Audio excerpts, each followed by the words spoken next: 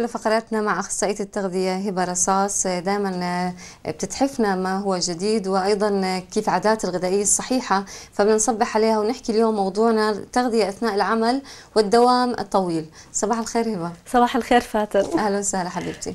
الموضوع كتير مهم لأنه الموظفين بالعادة عم بيزداد هلا وزنهم بسبب انهم عم بيطلبوا اكل سريع وبده يمشوا عشان الدوام، بقدروش يروحوا ياكلوا، فبدنا نحكي عن سبب ازدياد الوزن، السمنه.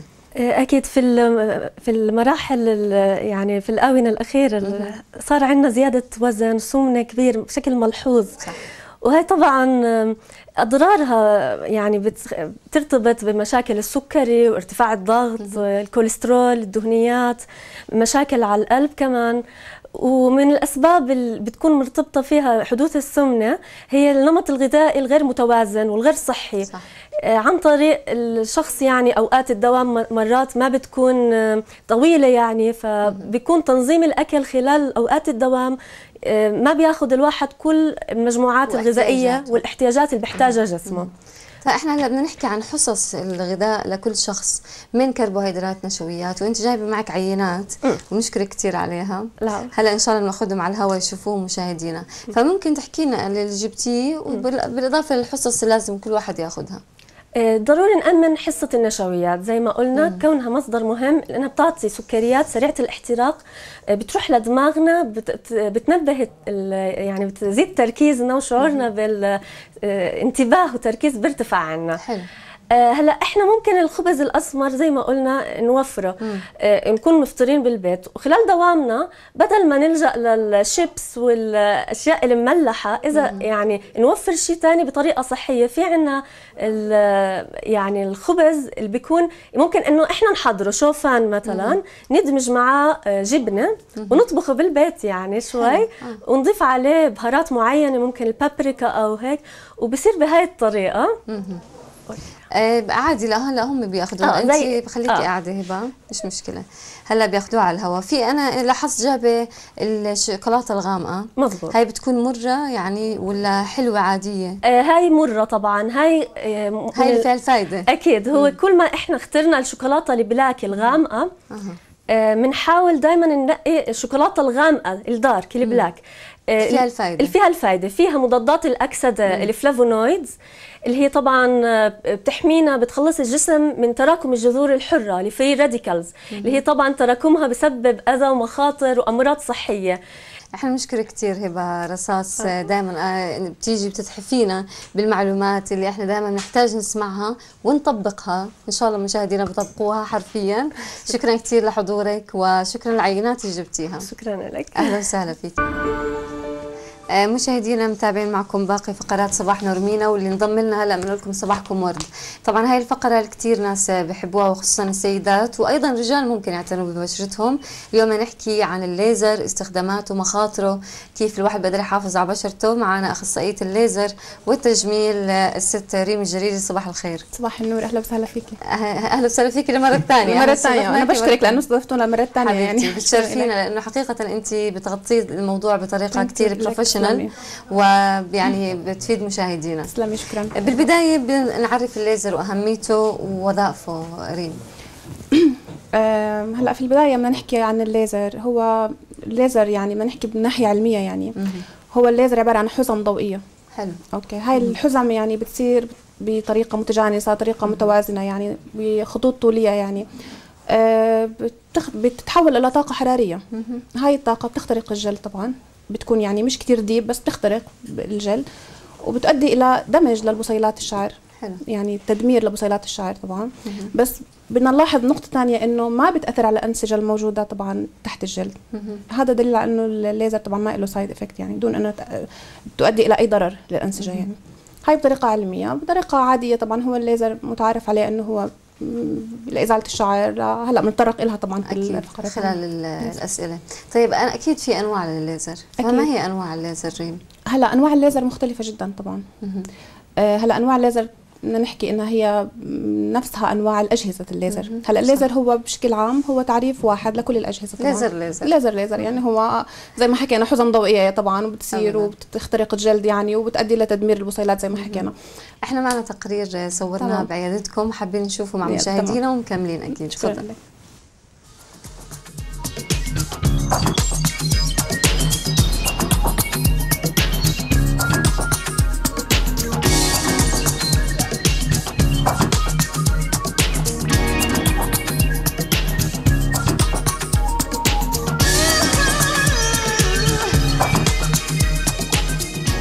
نحن بدنا نبلش تنظيف بشرة. قبل ما نقيم شو نوعية البشرة اللي شو بدنا نشتغلها، لازم ننظفها كتير منيح، اللي هو بالملك أو الحليب.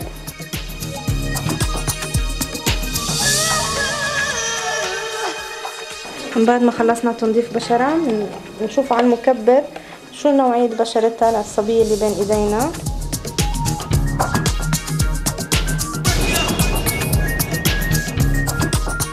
هلا من بعد ما خلصنا بعد 10 دقايق حطينا البخار على وجه الزبونة، بنبلش بتنظيف وإزالة الرؤوس السوداء أو البلاك هات.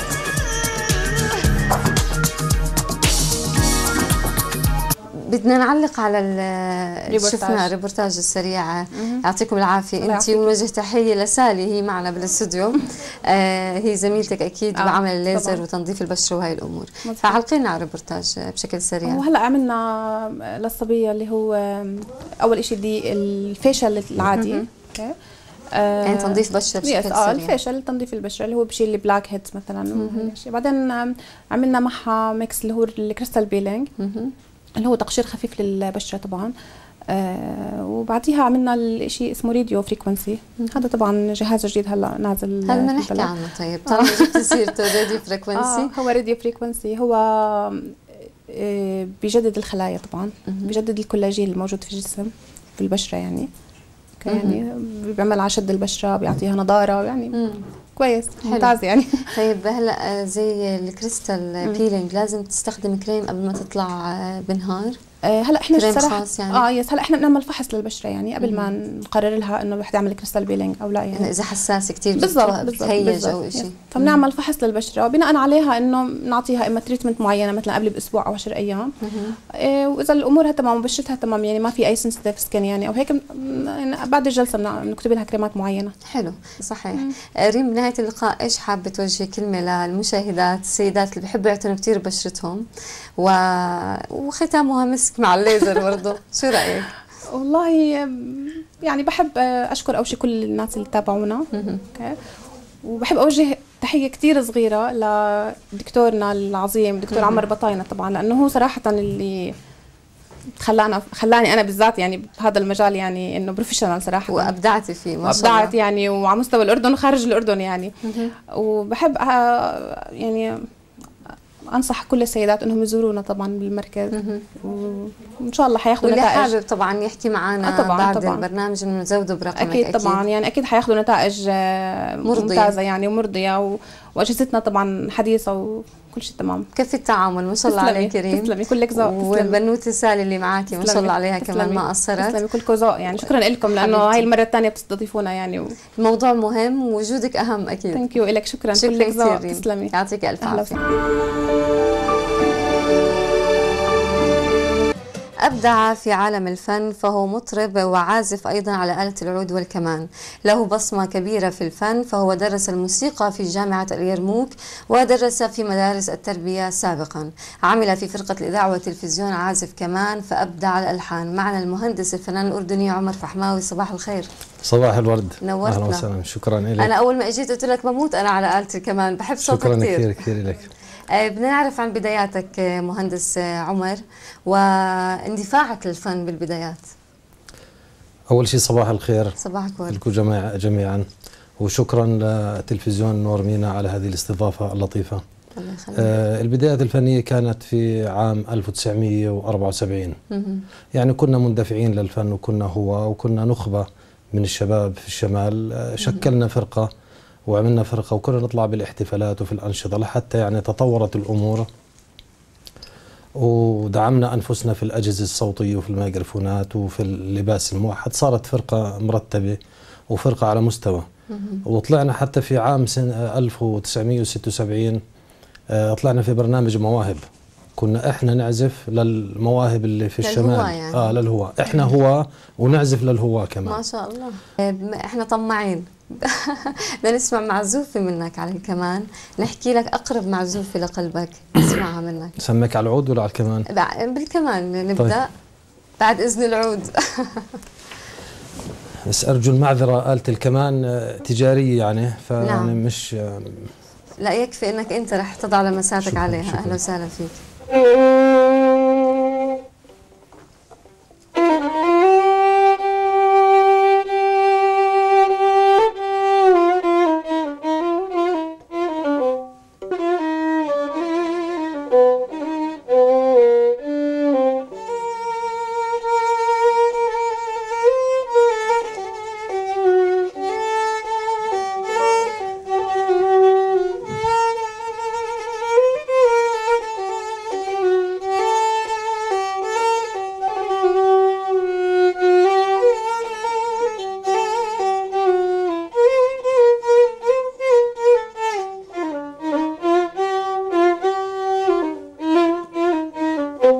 سلام، يسلم ايديك.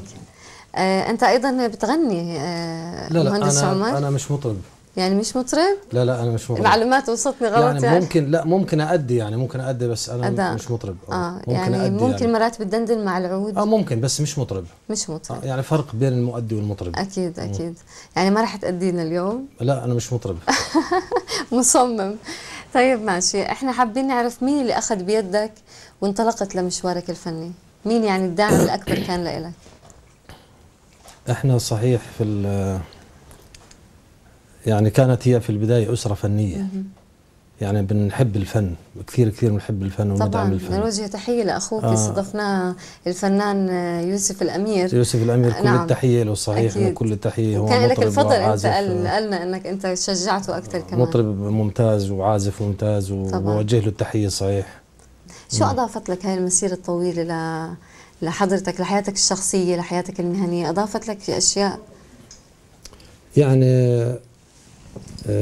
الفترة اللي فاتت كنت فخور جدا فيها في العمل اللي كنت أقوم فيه وفي تخصصي. نعم. ومبسوط جدا مبسوط. الحمد لله. يعني تركت كل الآثار الإيجابية. طب شو أحلامك مهندس عمر؟ والله يعني أحلامي إنه نعيش، يعني كل المواطنين الأردنيين يعيشوا بسعادة وبسلام إن شاء الله، وفي محبة، والوطن يظل بخير دائما إن شاء الله. وقائد الوطن يظل بخير. آمين. وكل تحياتي لجلالة سيدنا من خلال شاشة نور مينا. أكيد. ويعني بنتمنى له الصحة والعافية إن شاء الله. نورتنا اليوم مهندس عمر. شكرا كثير لك. وشكرا كثير انك قبلت الدعوة. شكرا. أضفت الكثير لهي الفقرة، ويعطيك ألف عافية ومن نجاح لنجاح إن شاء الله. شكرا لك، شكرا لتلفزيون نور مينا ولكافة العاملين في التلفزيون من مخرج ومعد برامج. الله يخليك. وشكرا لك شخصيا. شكرا. نتمنى لك التوفيق إن شاء الله. أشكرك مهندس عمر، كلك ذوق. مشاهدينا بختامها مس كانت مع هذه الألحان وهذه النغمات من أيدي الألماسية الفنان الأردني عمر فحماوي، وبهيك بنكون صلنا للختام. شكر كتير كبير لمخرج العمل علاء فاعوري، وأيضا عثمان براهمي على هندسة الصوت، وفرناس الجراح، وعايد الزعبي تصوير، ودارين شويش بث. ونشوفكم إن شاء الله يوم السبت على خير. إلى اللقاء.